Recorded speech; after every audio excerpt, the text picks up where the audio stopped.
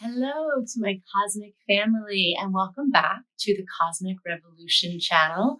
I'm Maddie, aka Mad Juice, here to talk to you today about Friday the 13th and why it's not a scary day, why it's an amazing, powerful, and kind of even magical day, and how we can use this day to learn more about divine feminine energy, what that actually means, how to harness it. And at the end of the video, I'm going to do a reading and ritual for you based on your elemental zodiac sign, so fire, air, earth, water, of how you can personally tap into some of this energy today, or just goddess energy whenever you need. All right, so let's get into it. So Friday the 13th, let's talk about it. We know there's horror movies, there's talking about, not seeing a black cat, everyone gets nervous. But in actuality, before dun dun dun patriarchal times, Friday the 13th was a very auspicious day. It was the day of the goddess, the day of the divine feminine, and it was a day where we were believed to get more access to creativity, abundance, and sort of gifts from the universe. And that's because Friday is the day ruled by Venus, which is the goddess day. And then the number 13 is a number of the divine feminine. We have 13 moon cycles in the year, 13 women usually have 13 menstrual cycles through the year. And 13 is a number that is very, again, connected, lucky, auspicious with this energy of creation and abundance. But then, like so many things we know about, people started becoming scared of things associated with women and the feminine, and it went from being a day of celebration and collaboration and mystical, positive, fun, good party times, and turned into a day that was all about doom and gloom and destruction. So as part of reclaiming all things in the feminine, we're going to reclaim Friday the 13th, and I'm going to invite you to use this energy of today to explore what exactly divine feminine energy is for you and how it can transform and empower you. So let's talk about first what divine feminine energy is not. So you're going to hear me talking on this channel, in this space, on the Instagram a lot about the DF. So let's just use this opportunity to explain exactly what it is, what it's not, and I'm going to answer some of the questions that I hear a lot about it. So first thing, divine feminine energy is not about being super ladylike all the time. I am wearing some old jeans right now, this bomber jacket, a sports bra. I could have come on here in a halter top dress with red lipstick on and a flower in my hair, and that is feminine. But the divine feminine energy is not about gender roles or, cooking in the kitchen a lot or being prim and proper. It's not about that, okay? So I just want you to know, if you're like a tomboy, or of course, leading to my next point, has nothing to do with gender whatsoever, okay? One more time, louder for the people in the back. Divine feminine energy has nothing to do with gender. Gender is a construct. It doesn't matter what's between your legs, what your sexual organs are, what your sexual orientation is. We all have access to divine feminine energy, just like we all have access to sacred masculine energy. If you're interested, I can make a follow-up video on what sacred masculine energy is too. But back to the matter at hand. So this is not about being prim and proper. This is not about gender roles. And divine feminine energy is not about poo-pooing, putting down, or being anti-man, if that makes sense. Because I've heard that in some circles. And divine feminine energy, it's not exclusive. You don't have to be, dressed like a goddess and move like a goddess. You don't have to have a womb. You don't have to have a vulva. You don't have to have any of these things to embody divine feminine energy. This is just about plugging into a gift that is ours as humans. And it's divine feminine energy has threatened people for a very long time because it's very powerful. So over the last 2,000 years, it's been diminished and it's been kind of desecrated and disrespected and definitely devalued. So this is now, we're entering a time where we're coming back. We're coming back to realizing that there is strength in divine feminine energy. There is magic, there is success in it, and there is something that we're really, really craving now as a collective. So let's talk a little bit about what divine feminine energy looks like. Divine feminine energy looks like being connected to the moon, to nature, to astrology. Those are all feminine principles, Mother Earth. Okay. So if you like doing any of those, congrats, you're already on that DF train. Divine feminine energy is about taking care of others and thinking about bigger picture goals, right? Instead of just like me, what can I get out of this? It's about what can we do together? How can we rise together? Divine feminine energy is about art and beauty and bringing color and vibrancy to the world. And divine feminine energy is really about like an infinite flow, an infinite supply of like the more I give out, the more comes back to me. So it creates a really generous, warm, open energy, and we get to live in a place of abundance versus lack. I mean, I could go on and on about the divine feminine all day, but I just want to give you a little teaser of what this looks like and what it could feel like to bring it in your life. So now you might be asking, okay, great, this sounds good. Sign me up. Where's my divine feminine contract? I'm in. But it's a practice and it's a lifestyle, and it's definitely a commitment you have to come back to every day, because our society, like I said, has not trained us how to be in this. Definitely hasn't told us that this is how you make it out in the world, especially if you're, in a business setting or in an academic setting. Like the more masculine traits in our society of being like logical, linear, valuing really like black and white things, me, power. That's like what's valued, is that like push for power.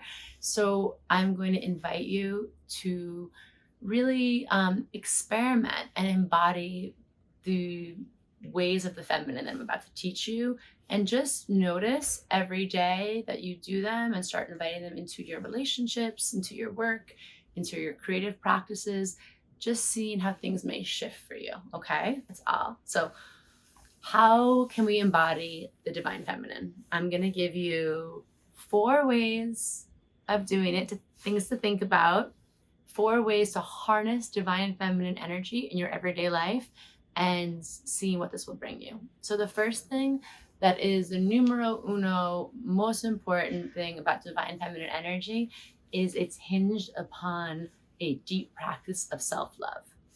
Okay, this is self-care, self-honoring, this is self-accountability, self-authority, all the things that are under self-love. But that's it. For all the patriarchal energy we see all around us, it's that's been a culture of self-loathing. We've been taught to not like ourselves. We've been taught to want to fix ourselves. We've been taught to want to like trim ourselves, lose weight, do all of these things. That is old school patriarchal nonsense.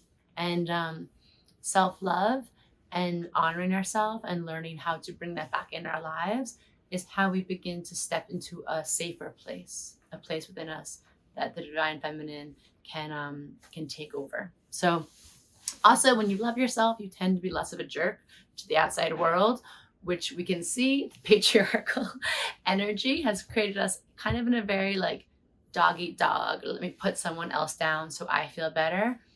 When you're on that self-love good, you don't need to do that. Okay, so first thing is we're going to commit to loving ourselves, and that's a hard one, I know, but we have tons of tools and resources on this channel and the Instagram to help you do just that. The second thing that's a principle of the divine feminine is beginning to learn how to follow, and most importantly, how to trust our intuition. This is the part of us that has a deeper knowing, almost like a psychic energy or just an instinctual energy, or sometimes intuition is just feeling plugged into the rhythm of nature. Like it's cold outside, therefore maybe I shouldn't push myself. Nothing in nature is blooming in the winter, so maybe therefore I should also retreat and take care of myself. Or feeling really energized over the full moon. If you feel any of these things, that's a form of intuition that comes from the divine feminine. Or maybe you just get a gut instinct on something, you walk into a room, the energy feels off. Trust that. Beginning to trust your intuition, and we're trading influence for intuition. Again, the old patriarchal way is to live super influenced. We have a whole career about it now, but it's like we've been influenced, we've been taught to not trust ourselves in any way. We've been not taught to not trust our inner antenna, right? I mean, I've been there too, like asking everyone around me, like, do you like this idea? How does this look? How does this jacket look? How does my hair look? How does this thing look? Can you check this? Can you proof this before I post this Instagram? Can you like it for me? Like, I've been there before. When you begin to step into your divine feminine intuition, it's like you have your own personal GPS guiding you. The third way you can harness divine feminine energy in your everyday life is beginning to cultivate and choose pleasure.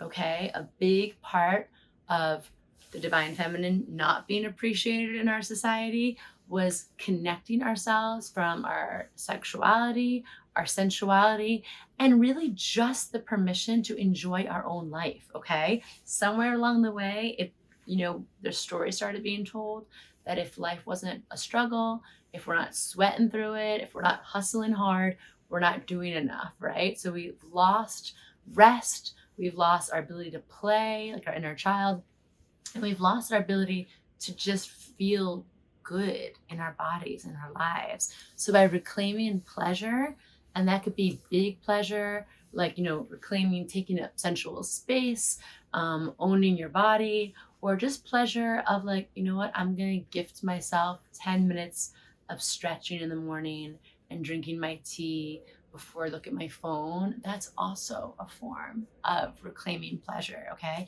And the divine feminine, when you lead with your pleasure, it's like you're filled up with some sort of high octane fuel, because when we reclaim our pleasure, we reclaim a lot of our power. And again, like I said, this goes for whatever your gender is. We want more permission to be in that grounded pleasure. And the fourth way that we can really begin to harness divine feminine energy in our everyday life is to begin to look at collaboration over competition. Okay, this is a really big one. So if we take everything we just talked about, the self-love, the intuition, the pleasure, then we understand that, like I said, there's an infinite flow, infinite supply waiting for you. You get to be empowered by all of those things. And then you get to look at your neighbor and not feel like, oh my God, they have something that I need and therefore I'm never going to have it. No, it's let's join forces. I'm going to bring all of my badass awesomeness, right, to the table. They can bring their badass awesomeness and we can create double. And there's more than enough to go around. And trust me, this is so true. Like, one of the greatest lies we've ever been sold is that there's not enough. There is so much. There's more than you even know right now, okay? But to begin to do that, we have to release this grip that we have on like holding on to things because we're worried someone else's beauty does not take away from your beauty. Someone else's success does not take away from your potential success. It adds to it, okay? And once we can begin to appreciate that and understand that and surrender to that, it's like things open up for you, okay? So you have self-love, intuition, pleasure, collaboration. Just beginning to have awareness over these things in your thoughts, in your words, and your actions begins to invite in this concept of divine feminine energy. So I hope that helped break it down for you a little bit. I promise you these things have absolutely transformed my life, and I'm just so excited to share them with you. And now, to take that one step further, I wanted to give you a little reading and a ritual based on the element of your zodiac sign. So that way you could take this, and I'm a Virgo. I love a good action step. So I'm going to give you a little action of something you could do right now, tonight, to really make space for divine feminine energy and how it wants to move through you right now. So don't miss the next video with your individual ritual and reading based on the element of your zodiac sign. And as always, if you resonated with this or you were very curious about learning more about the divine feminine, drop a comment below. We love hearing from you. Be sure to subscribe. New videos come out every Friday. Follow us on Instagram at The Cosmic Revolution for daily inspiration and weekly energy reports. And I'll see you soon. Until next time.